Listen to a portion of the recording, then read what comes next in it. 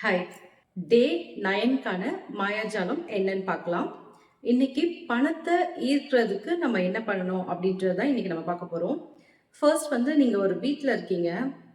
இதுவே நிறைய பேர் அந்த வீடு கூட இல்லாம இருக்காங்க இல்லையா? வீடு இல்லாம கூட நம்ம வாடகை வீட்லயாவது நம்ம இருக்கோம் இல்லையா?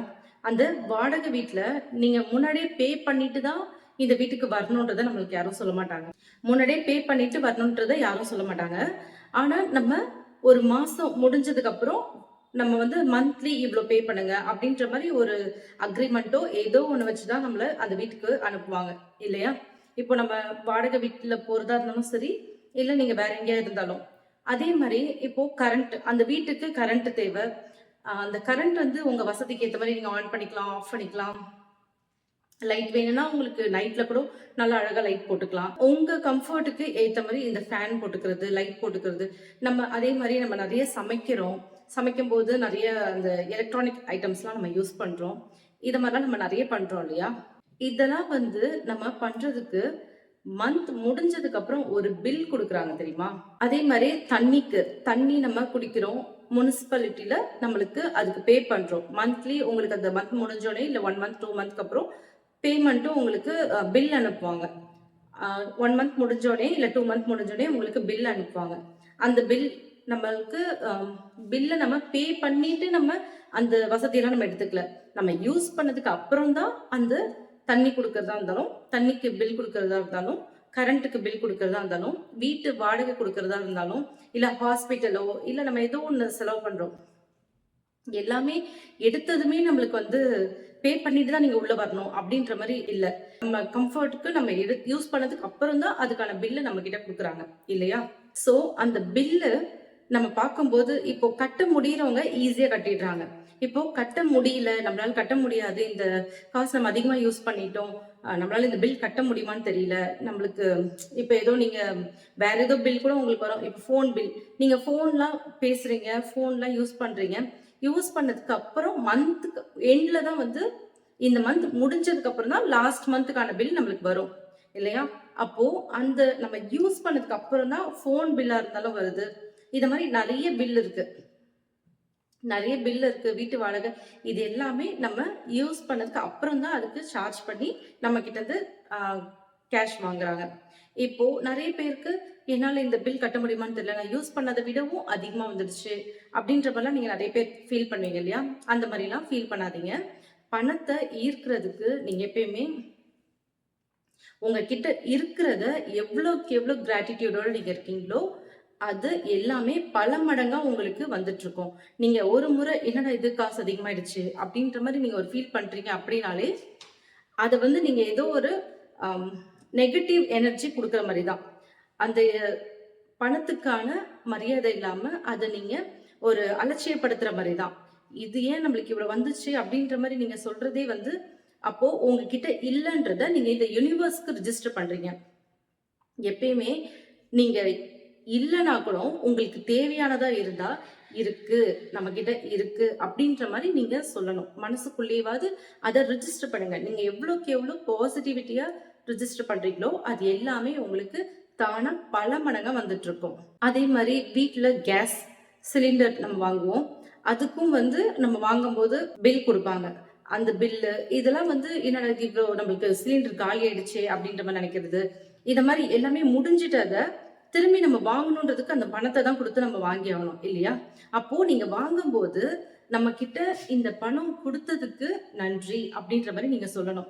எப்பயுமே உங்களுக்கு பணம் வேணும், நீங்க பணம் வேணும்னு நெனைக்கிற ஆளா இருந்தா, எப்பவுமே நீங்க என்ன பண்ணணும்னா, அவங்க கிட்ட இந்த உங்ககிட்ட ஒருத்தவங்க காசு வாங்குறாங்க அப்படின்னாலே, நீங்க அவங்க கிட்ட எனக்கு இந்த பணத்த குடுக்குறதுக்கான பணத்த என்கிட்ட குடுத்ததுக்காக நன்றி அப்படின்றத யுனிவர்ஸ்க்கு சொல்லுங்க. அந்த பணத்துக்கும் சொல்லுங்க.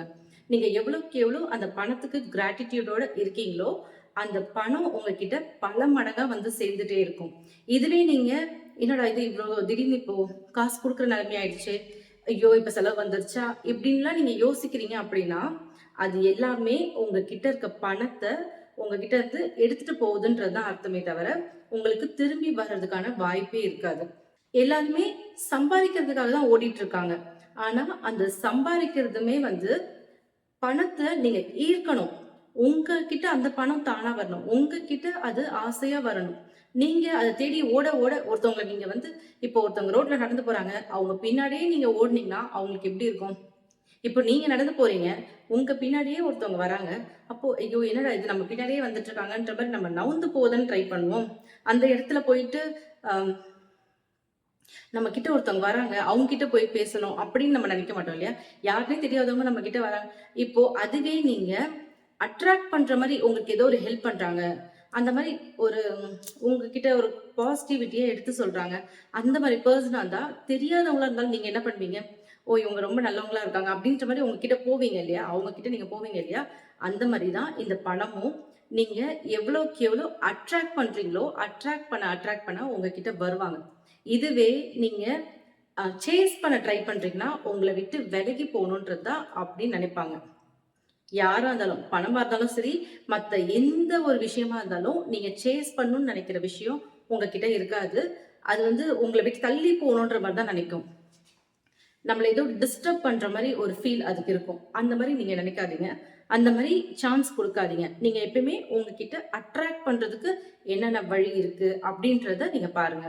இல்ல நீங்க ரோட்ல போம்போதோ, இந்த மாரி ஏதோ ஒரு சிச்சுவேஷன்ல யாரோ உங்ககிட்ட வந்து திடீர்னு ஏதோ ஹெல்ப் அப்படின்னு சொல்லிட்டு உங்ககிட்ட காசு கேட்குறாங்கன்னா, உங்ககிட்ட இருந்துச்சுன்னா, நீங்க ரொம்ப சந்தோஷமா அந்த பணத்த குடுங்க.